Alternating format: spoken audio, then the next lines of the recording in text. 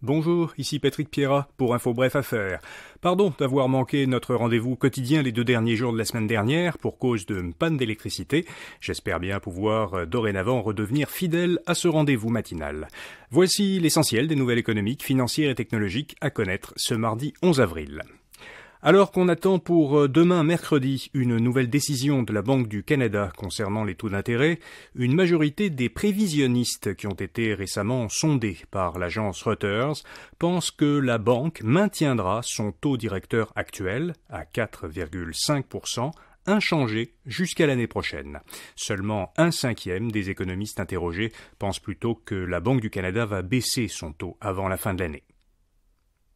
Les Canadiens coupent dans certaines dépenses, mais pas dans les voyages. Selon un rapport de RBC, qui se base sur les dépenses faites avec les cartes émises par la Banque royale, les Canadiens ont diminué en mars certaines dépenses non essentielles, comme les sorties au restaurant ou les achats de véhicules.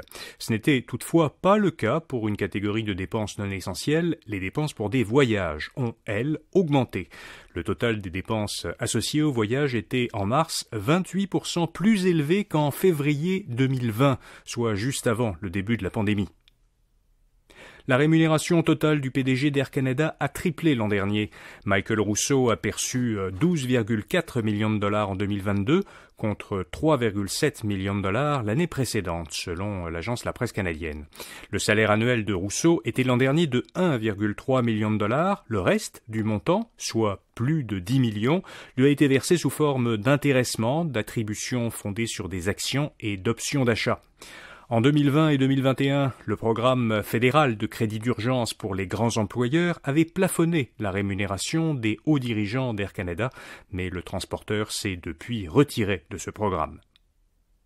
En France, l'Assemblée nationale a adopté un projet de loi qui vise, je cite, à lutter contre les arnaques et les dérives des influenceurs sur les réseaux sociaux. Le projet doit encore être adopté par le Sénat.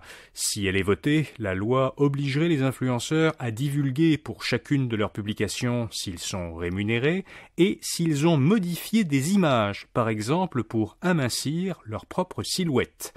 Par ailleurs, la loi interdirait aux influenceurs d'être rémunérés dans certains cas, notamment pour faire la promotion de chirurgie esthétique ou de certains produits financiers.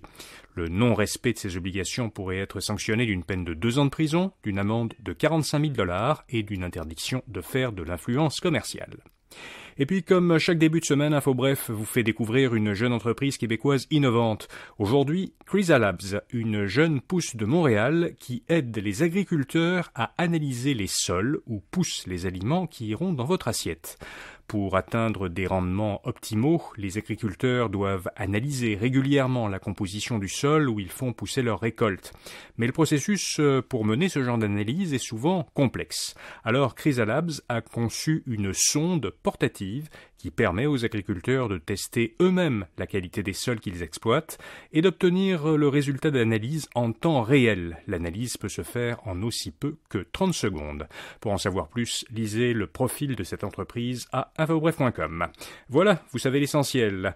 Eh bien, à demain matin, si Hydro-Québec le veut bien, pour un prochain bulletin de nouvelles Info Bref Affaires. Bonne journée.